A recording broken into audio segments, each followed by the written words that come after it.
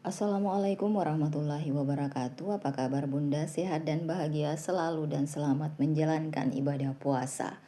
Allahumma salli ala syedina Muhammad wa ala ali Muhammad. Alhamdulillahirabbil alamin. Astaghfirullahalazim wa atubu ilaih. Sementara di tempat lain Gayatri baru saja dibantu turun dari mobil oleh Yoga, berondong kekar berambut klimis dengan parfum menyengat. Pria itu tersenyum ramah tapi sorot matanya sudah menunjukkan kejenuhan. Yoga adalah pria selingkuhan dari Tante Gayatri. Udah ya, Tante, aku pulang dulu. Besok ada jadwal gym sama klien, ujar Yoga. Tapi kita baru 2 malam, Yok, Gayatri cemberut. Kau tahu aku menang arisan kan? Aku bayar mahal dan aku pilih kamu. Aku punya waktu seminggu penuh. Yoga tersenyum kaku. Tante beneran. Aku kabur dulu ya. Itu tadi di jalan ada 2 wanita yang kayaknya kenal tante. Aku gak mau namaku masuk media sosial. Masa depan aku masih panjang. Dan dalam hitungan detik pria itu menghilang di bawah motor ojek online. Meninggalkan Gayatri yang berdiri mematung. Dengan kesal Gayatri membawa masuk mobilnya ke dalam garasi. Detik selanjutnya pintu rumah mewah itu terbanting pelan saat Gayatri masuk dengan wajah kusut dan penuh amarah. Siol, pekiknya begitu tiba di ruangan. Tangannya merenggut tas mahalnya, melemparnya ke sofa. Mahal-mahal aku bayar Yoga. Harusnya aku bisa habiskan waktu 1 minggu penuh dengannya. Langkahnya mondar-mandir seperti harimau lapar. Rambutnya disibakan kasar. Aku menang arisan dan momen ini yang aku tunggu. Saat menang, bisa bermalam seminggu penuh sama berondong pilihan tapi sekarang malah gagal total. Dari arah dapur Biiro muncul pelan. Wanita parubaya itu melihat majikannya dari kejauhan. Ia sekilas mengamati Gayatri, gerak-geriknya, amarahnya, nafasnya yang tersengal. Gayatri menenggak air putih yang ada di meja, lalu membanting gelasnya ke tatakan dengan kasar. Kenapa juga aku harus bertemu Nirmala dan Marini si wanita bau tanah itu? Siol, mereka melihatku bersama Yoga. Wanita tua itu atau menantu sialon itu bagaimana kalau mereka cerita ke ayah Sudrajat? Gawat, pasti tuh si Nirmala ingin balas dendam pada aku. Apa yang harus aku jawab? Apa tadi dia sempat foto aku ya? Atau video? Duh, bagaimana ini? Aku gak bisa ambil risiko. Bukan sekarang kalau sampai ayah Sudrajat tahu. Bisa kacau semuanya. Mana mungkin aki-aki bau tanah itu mau mengerti. Kalau selama 6 tahun menjanda aku merasa kesepian juga. Butuh kehangatan dan belayan. Saat kemudian, ia menelpon seseorang. Halo, aku butuh bantuanmu. Segera, lalu dia berbicara berbisik-bisik. Ia menyeringai licik. Kau kira kau bisa bahagia Nirmala? Tidak semudah itu. Kau masih menantuku. Aku yang menentukan jalan hidupmu bahkan meski kau sudah keluar dari rumah ini. Gayatri pun tertawa terbahak-bahak. Sementara itu, suasana kantor Arif sore itu hening. Lampu terang menyinari ruangan yang berantakan. Tanda pria itu tengah stres berat oleh pekerjaannya yang menumpuk. Aduh, ini gara-gara dari malam aku menghabiskan waktu bersama Rania. Sampai-sampai pekerjaanku menumpuk begini.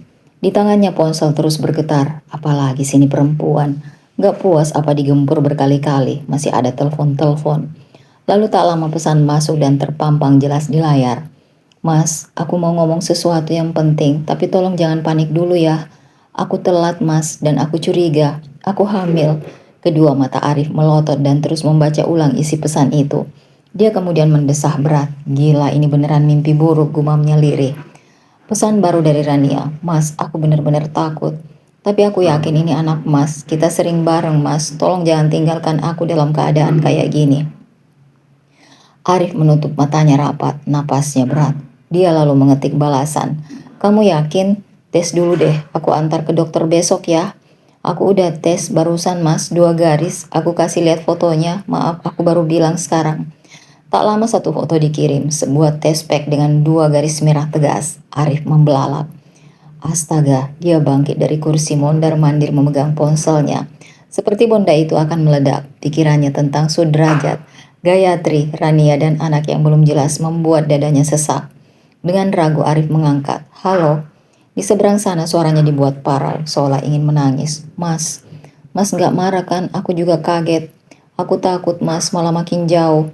Aku butuh waktu mikiran. Ini mendadak banget. Mas, aku gak minta banyak. Aku cuma minta kepastian. Aku rela nikah siri sama mas, yang penting anak ini punya status. Aku nggak mau malu, Mas tahu sendiri, ibu aku bakal ngamuk kalau tahu aku hamil tanpa suami. Arif berusaha tenang, tapi aku dan Nirmala belum resmi cerai. Secara hukum aku masih suami dia. Makanya nikah siri dulu, setelah cerai kita urus resmi. Mas bilang cinta tapi Mas nggak bisa buktiin cinta Mas sekarang. Mas tahu kan betapa aku pertaruhkan segalanya buatmu, bahkan ninggalin suami dan anakku sendiri. Tubuh Arif lemas. Aku butuh waktu, Ran. Suara Rania berubah tegas dan mengancam. Mas pikir aku bisa diam kalau Mas tinggalin aku dalam keadaan begini? Jangan paksa aku buka suara ke publik ya Mas, dan Pak Sudrajat akan memberi konsekuensinya padamu. Mau kamu? Klik, telepon dimatikan sepihak. Siol ini semua. Di luar kendali. Ucap Arif. Sore itu langit mendung, angin berhembus pelan membawa aroma basah di daunan dari kebun belakang. Nirmala melangkah keluar rumah sambil membawa kantong sampah yang diikat rapi. Saat membuka pintu pagar kecil matanya terpaku pada sebuah motor metik berwarna abu-abu yang terparkir agak jauh di seberang jalan. Dua pria berboncengan duduk di atasnya, yang satu memakai jaket hitam dengan hoodie menutupi kepala, dan satunya lagi mengenakan topi. Jantung Nirmala langsung berdebar. Mereka lagi. Motor itu lagi. Sudah 2 hari ini aku lihat mereka nongkrong di sekitar sini. Tapi kenapa? Pak Darsam, panggil Nirmala. Iya Mbak Mala, ada apa? Barusan aku lihat lagi motor itu. Ada 2 orang Pak. Duduk di motor sambil memperhatikan rumah ini. Kemarin juga mereka ada pas aku buang sampah. Aku sempat lihat mereka lewat pelan. Tapi sekarang mereka diam. Seperti sedang mengawasi. Kemarin aku merasa biasa aja Pak, tapi kok sekarang terasa aneh ya? Kosong, jalanan sepi, hanya ada suara burung-burung sore yang bersahutan. Saat ia membuka pintu kecil itu dan menengok ke kanan dan ke kiri. Mbak Mala orangnya udah nggak ada tuh. Mungkin mereka pergi begitu lihat Mbak Mala tadi. Tapi beneran Pak, aku nggak bohong. Mereka semua persis. Kayak kemarin, posisi motornya juga nggak jauh beda. Kok aku takut ya Pak, jangan-jangan mereka orang jahat lagi. Misal intai rumah ini buat sesuatu. Bapak percaya Mbak? Ayo kita lapor Bu Marini. Kalau mereka sudah 2 kali muncul, ini harus diwaspadai. Biar Bu Marini tahu langkah apa yang harus kita lakukan. Sebelum mereka masuk ke dalam, terdengar suara langkah mendekat. Tuti keluar hendak pulang. Mengenakan tas selempang, ia langsung berhenti. Melihat wajah panik Nirmala. Neng Mala kenapa? Kok kayak habis lihat hantu aja? Teh, aku melihat 2 orang pria asing di motor, lagi-lagi mereka memperhatikan rumah ini. Mereka berdiri di seberang jalan, dari kemarin pun aku lihat orang yang sama. Aku takut ada yang niat jahat gitu teh. Wajar kan kalau aku khawatir. Yang bener Neng, jangan-jangan memang ada yang ngincer sesuatu dari rumah ini. Aduh, Teteh jadi khawatir juga. Nirmala dan Darsam bertukar pandang. Teh Tuti nelpon siapa ya? Kok kayak panik juga? Mungkin suaminya Mbak. Pak Bian, Teteh takut. Tadi Neng Mala lihat 2 orang boncengan motor memperhatikan rumah ini. Katanya sudah 2 hari Pak. Jangan-jangan ada yang niat jahat. Takutnya dari pihak Ono. Maaf ya Pak. Teh Tuti tahu kalau suaminya Neng Mala adiknya Pak Bian. Dan mertua Neng Mala adalah ibunya Pak Bian. Tapi hati orang kan tidak ada yang tahu. Tolong ya Pak, jaga mereka. Soalnya Teteh harus pulang. Besok anak-anak sekolah. Suami Teteh juga dagang. Gak ada yang urus kalau Teteh menginap di sini. Nama yang disebut Tuti, Pak Bian. Siapa itu? Gumam Nirmala sembari mengernyitkan dahinya. Kenapa Teh Tuti sampai menghubungi orang lain hanya karena aku panik? Dia sebut-sebut minta tolong. Dia nelpon siapa? Udah Neng, Teteh udah hubungi orang yang bisa bantu. Pokoknya insya Allah semua bakal aman. Jangan terlalu dipikirin, nanti Neng malah sakit. Tapi Teh Tuti tadi telepon siapa? Nanti juga Neng malah tahu. Pokoknya dia bisa bantu ngurus masalah kayak gini. Udah ya, gak usah terlalu khawatir. Nanti malah makin was-was dan overthinking. Semoga saja 2 pria itu memang hanya sedang nongkrong. Tuti pamit, sementara itu Nirmala masih berdiri di tempat, tatapangnya menerawang jauh. Hari sudah mulai gelap. Dikta baru saja tiba di rumah neneknya pukul 6.30. Ketika pintu dibuka dari dalam, sosok yang menyambutnya membuat langkahnya terhenti sejenak. Nirmala berdiri di sana mengenakan gamis panjang warna krem yang sederhana dan kerudung senada yang rapi menutupi kepalanya. Wajahnya terlihat bersih, teduh dan ramah diterangi cahaya lampu teras. Senyum sopan terukir di bibirnya membuat dada Dikta terasa sedikit sesak. Oleh kesan yang tak terduga. Ya Tuhan, kenapa dia berbeda sekali malam ini? Kenapa dia mendadak cantik banget? Batin Dikta yang merasakan dadanya berdegup kencang. Silahkan masuk. Terima kasih malah. Oma ada. Ada di kamar bermain bersama Viana. Apa aku panggilkan ibu sekarang? Gak perlu, biarkan saja. Aku sudah telepon Oma. Dia sudah tahu. Mas Dikta mau minum sesuatu, aku baru buat teh manis tadi. Boleh kalau nggak repot. Nirmala melangkah ke dapur, Dikta mengalihkan pandangannya. Tapi tak bisa dipungkiri penampilan Nirmala yang sederhana, namun tertata rapi meninggalkan kesan kuat di benaknya. Tak lama kemudian Nirmala datang kembali membawa satu gelas teh hangat dan meletakkannya di meja. Silahkan, tapi masih panas. Terima kasih. Teh Tuti tadi sudah pamit pulang ya? Tanya Dikta. Iya. Tadi jam 5 sore katanya anak-anaknya sekolah pagi dan suaminya juga harus berangkat jualan subuh. Dikta mengangguk, makanya aku tidur di sini malam ini, cuma jaga-jaga aja. Tapi semoga tidak akan terjadi apa-apa. Terima kasih ya, sudah repot-repot datang. Aku benar-benar merasa lebih tenang ada yang jagain, apalagi buat ibu. Dan aku mau minta maaf, gara-gara aku sama orang jadi kepikiran. Gak apa-apa, aku juga biasa menginap di sini. Kamu tidak usah minta maaf, memang kita harus selalu waspada kepada hal-hal yang mencurigakan. Kalau begitu aku pamit dulu ya, mau menemani ibu dan Viana. Kalau butuh apa-apa insya Allah aku bangun sebelum subuh. Dan kalau Mas Dikta lapar, tinggal kasih tahu aja nanti aku masakin. Entah kenapa kata-kata Nirmala begitu terdengar lembut di telinganya. Iya, terima kasih banyak, selamat malam juga. Nirmala melangkah pergi menuju kamar. Langkahnya tenang, posturnya tetap menjaga kehormatan.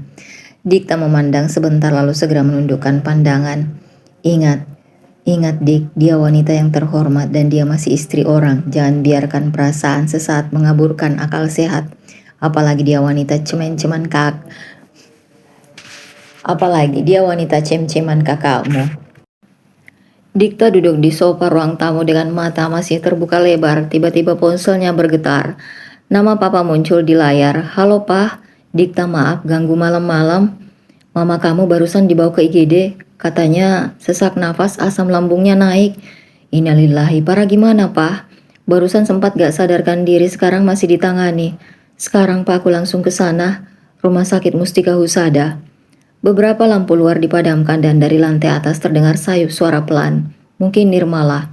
Kalau aku tinggalin sekarang aman gak ya? Tapi udah lebih dari 4 jam gak ada tanda-tanda mencurigakan.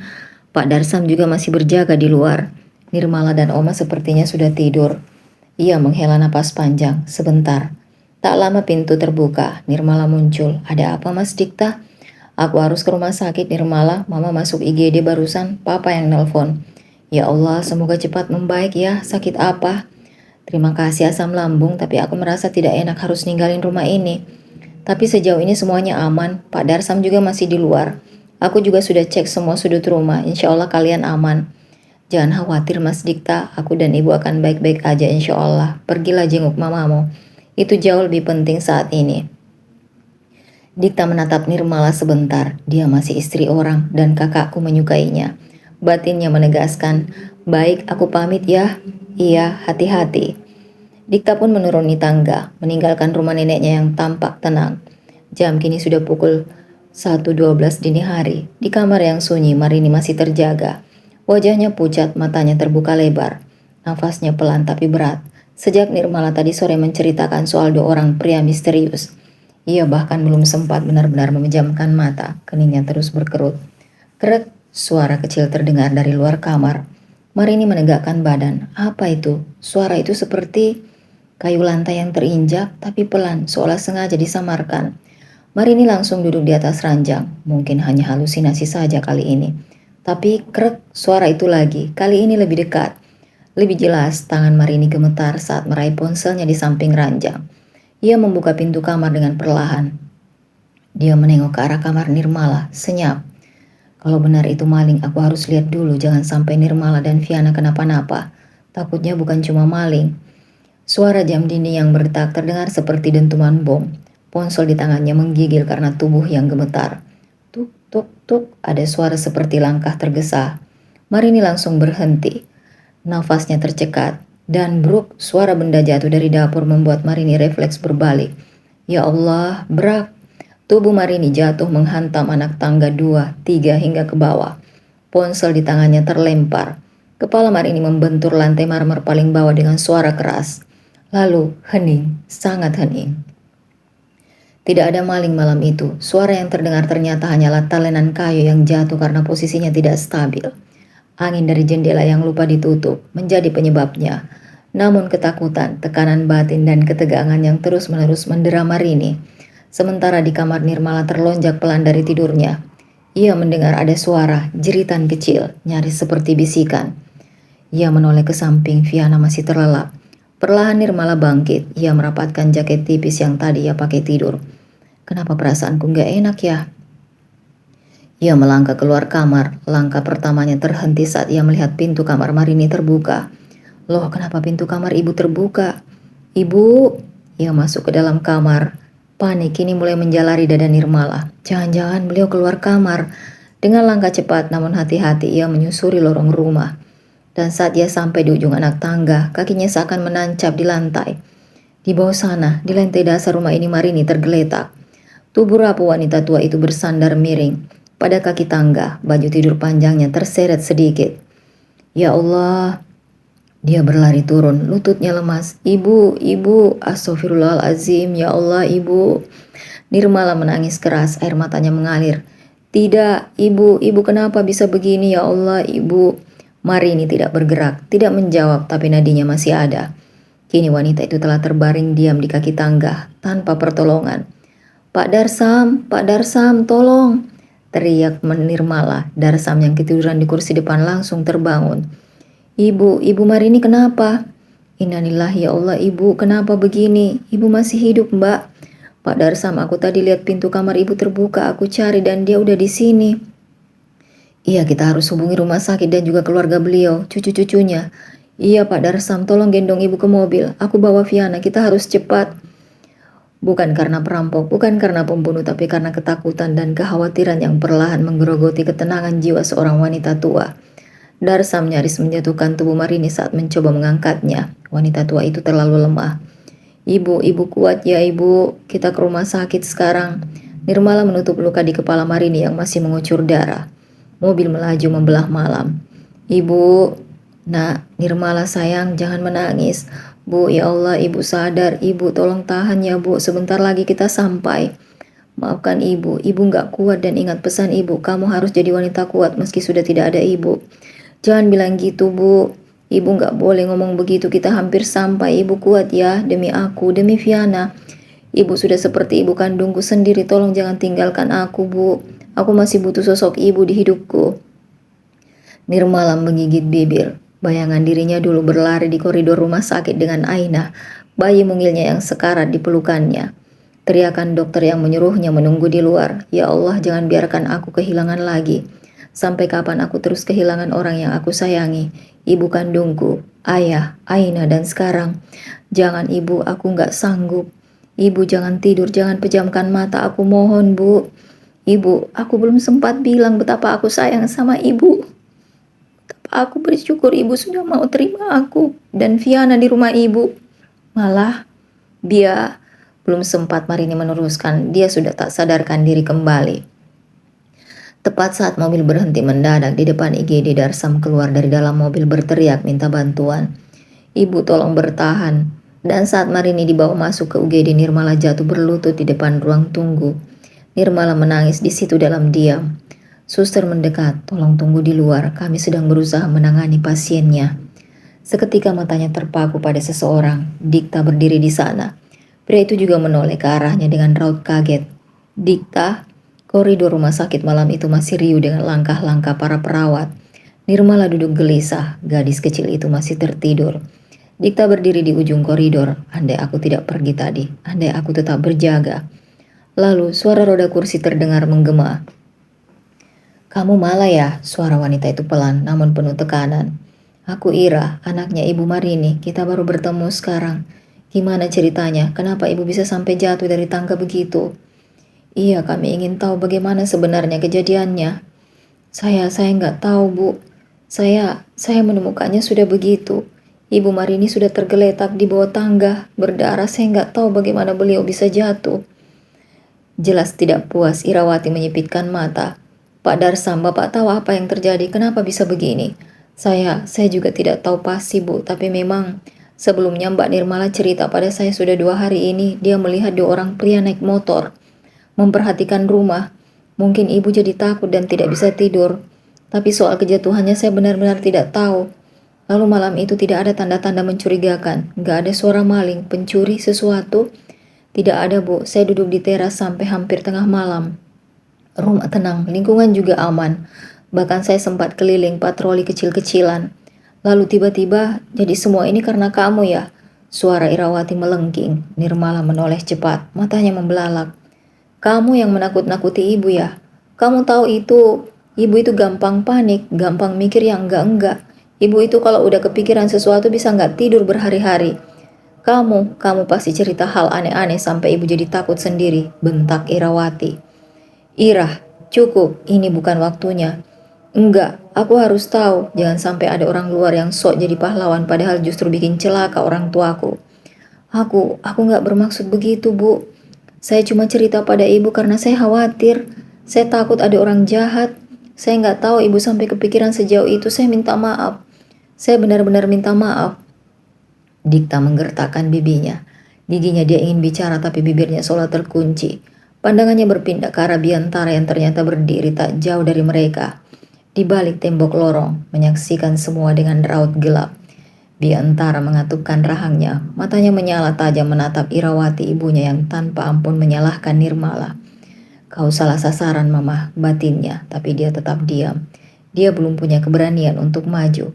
Nirmala berdiri kaku, dadanya sesak, semua luka, semua trauma, seolah kembali menghantamnya.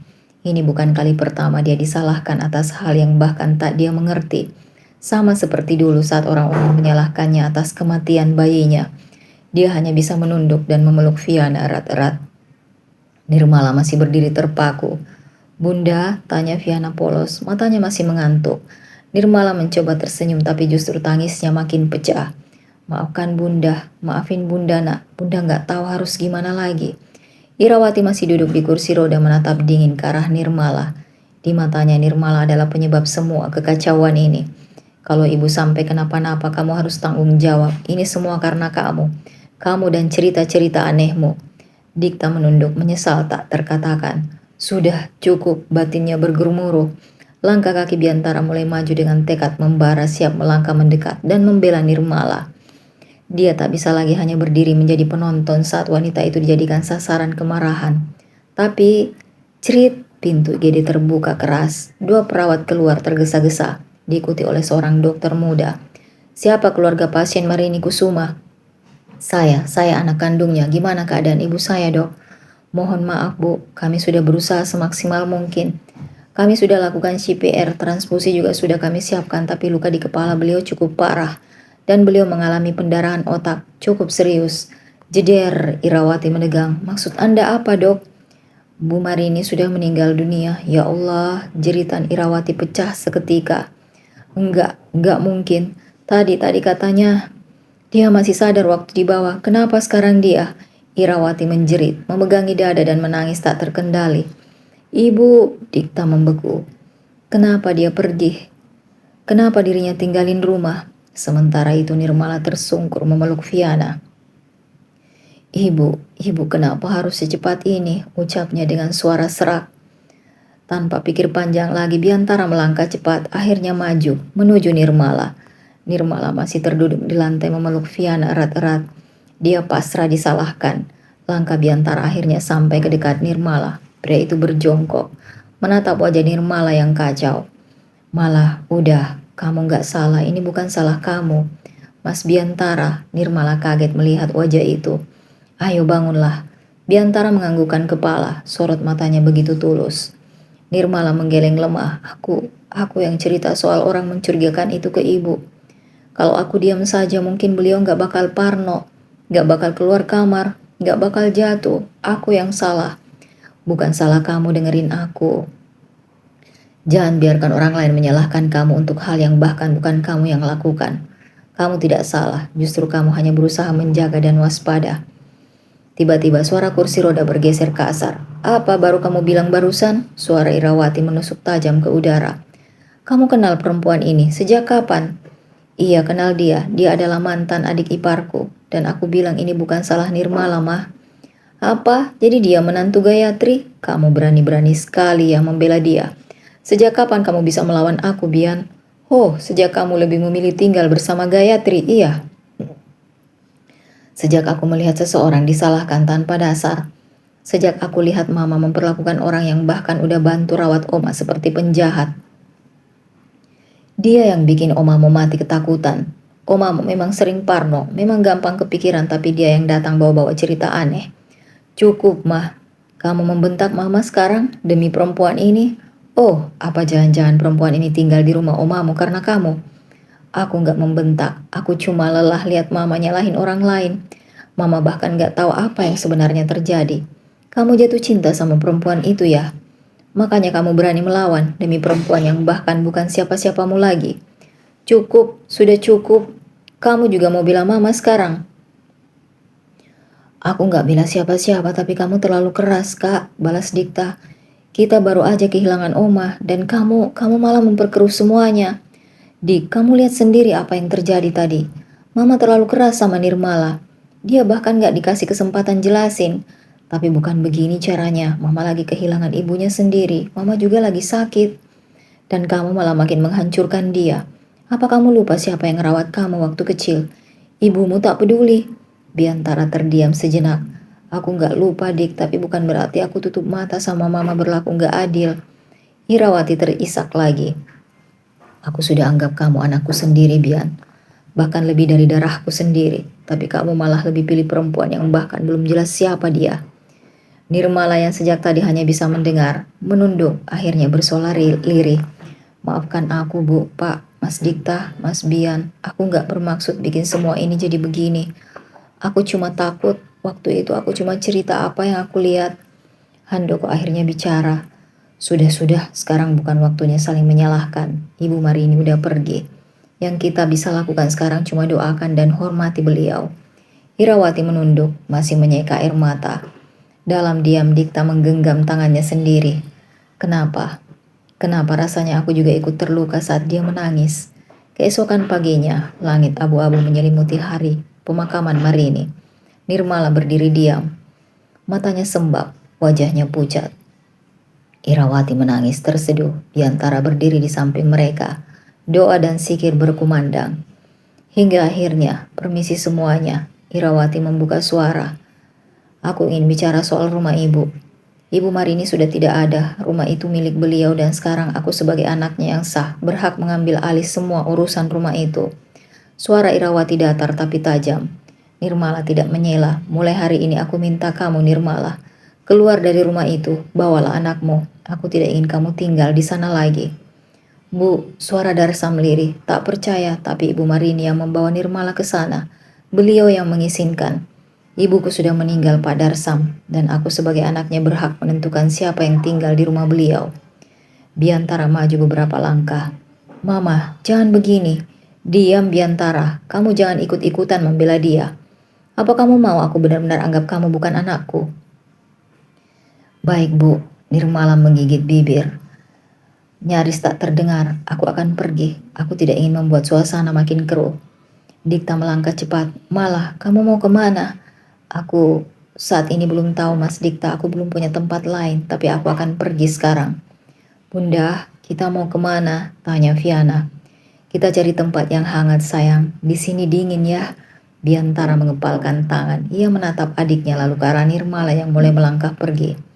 Meninggalkan pemakaman. Koper itu tidak besar, tapi terasa berat. Dengan gerakan pelan Nirmala melipat satu persatu pakaian Viana. Saat itu ponselnya bergetar, sebuah pesan masuk. Assalamualaikum Mbak Nirmala, ini saya Panji, pengacara yang ditunjuk oleh Ibu Marini untuk mendampingi ke pengadilan mengurus surat cerai. Jika Mbak sudah siap, cepat kabari saya, simpan nomor saya. Ya Allah, Ibu, bahkan setelah Ibu pergi pun Ibu masih menjagaku, masih memikirkan masa depanku. Baiklah, aku harus segera mengakhiri semuanya. Aku akan meminta talak kepada Mas Arif. Waalaikumsalam Pak Panji, saya Nirmala. Terima kasih sudah menghubungi saya. Saya siap Pak, tolong bantu saya urus semuanya. Ia menyimpan nomor itu dan dalam hati ia berucap, Ibu terima kasih karena selalu percaya padaku. Bahkan ketika orang lain tidak. Semua keluarga telah berkumpul. Di sisi lain Biantara berdiri bersandar di dekat jendela. Sementara Dikta duduk gelisah di tepi sofa. Tuti dengan mata sembab. Nirmala berhenti di tengah ruangan.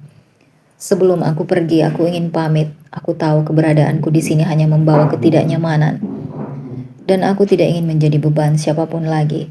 Katanya pelan tapi jelas, aku minta maaf sebesar-besarnya jika kehadiranku dan Viana membuat Ibu Marini kepikiran. Aku sungguh tidak bermaksud menakuti siapapun. Aku hanya terlalu takut terjadi hal yang tidak diinginkan. Neng malah jangan pergi dulu. Neng boleh tinggal di rumah Tete lagi. Ayo ikut Tete dulu ke rumah. Setidaknya sampai kamu tahu mau kemana. Jangan begini. Jangan keluar sendiri bawa anak kecil, apalagi di luar hujan. Tuti, kamu orang baik teh, tapi aku nggak bisa. Aku nggak mau merepotkan teh Tuti lagi. Tuti terisak memeluk Viana. Iya, aku akan kabari. Terima kasih ya Tuti. Atas segalanya, saat ia menoleh Irawati menyilangkan tangan. Semoga kamu cepat sadar kalau apa yang terjadi ini akibat dari mulutmu sendiri, Nirmala. Jangan-jangan kamu pembawa siul. Nirmala tidak membalas. Biantara akhirnya melangkah maju. Malah aku bisa antar kamu kemana saja, jangan naik ojek atau jalan kaki. Biar aku antar, ucapnya dengan nada lembut. Tidak usah mas, terima kasih, biar aku sendiri saja. Aku butuh waktu sendiri, jangan dekat-dekat aku, takut ke bawah siul. Dikta menatap Biantara, ia menunduk. Lalu berkata lirih, kamu tuh kenapa kak, Oma baru saja meninggal, kamu malah sibuk ngurusin dia. Biantara tidak menjawab. Dan siang itu hujan turun semakin deras. Bunda, kita mau kemana? Kita cari tempat baru ya sayang. Tempat di mana kamu bisa tertawa dan bunda bisa bahagia. Langkah mereka menjauh, meninggalkan rumah besar itu. Ya Allah, entah apa rencanamu. Entah apa rencana besarmu untukku. Untuk diriku yang rapuh ini. Kenapa lagi-lagi akan harus seperti ini lagi? Apakah dosaku di masa lalu begitu besar? Sehingga aku harus mengalami ini semua. Aku tidak tega melihat Viana ikut menderita ya Allah. Hujan turun semakin deras. Biantara masih berdiri terpaku di depan pintu rumah. Dari dalam rumah suara Irawati masih terdengar. Biantara, jangan kemana-mana. Kamu mau apa sih sebenarnya? Itu perempuan bukan siapa-siapa kita. Sudah cukup mah, gumamnya sambil melangkah cepat menuju mobilnya yang terparkir di halaman. Tanpa banyak pikir mesin mobil dinyalakan dan roda berderit di atas jalan yang licin. Hatinya berdebar kencang. Tak lama dari kejauhan ia melihat siluet payung kecil yang digenggam tangan mungil. Di sampingnya wanita dengan koper besar dan tubuh sedikit membungkuk. Nirmala, Biantara mematikan lampu mobil. Hentikan langkahmu malah, ucapnya pelan. Mas Bian, kenapa mas ngikutin aku? Bajumu basah. Malah, kamu gak bisa jalan terus begini, bawa anak kecil dalam hujan pula. Ini bahaya. Aku tahu mas, tapi aku gak punya pilihan. Kamu punya pilihan malah. Aku di sini. Jangan bicara seperti itu mas. Kita gak seharusnya seperti ini. Aku bukan siapa-siapa. Bahkan aku belum resmi bercerai dari suami. Tapi kamu juga bukan istrinya lagi dalam arti sebenarnya. Kamu sendirian, ditendang, dihakimi dan aku diam saja selama ini. Aku diam karena menghargai batas, tapi sekarang aku gak akan diam lagi. Aku tahu kamu kuat malah, tapi kamu juga manusia, dan kamu udah cukup banyak terluka. Aku takut mas, takut menaruh harapan lagi pada siapapun. Apa karena aku adalah anak Ibu Gayatri? Apakah karena aku kakak dari Arif? Enggak mas, bukan begitu. Kalau kamu gak bisa percaya pada aku sebagai laki-laki, anggap aku saudara, teman, siapa aja yang kamu bisa percayai. Viana yang sejak tadi diam tiba-tiba menarik tangan Biantara. Om, Viana dingin. Iya sayang, om antarin kamu ke tempat yang hangat ya. Biantara bangkit membuka bagasi mobil dan membantu memasukkan koper. Di dalam mobil hanya suara hujan, tapi di antara sunyi itu ada debar yang menguatkan. Karena saat itu, untuk pertama kalinya, Nirmala tidak berjalan sendirian saat kembali keluar dari rumah besar yang pernah ia tinggali.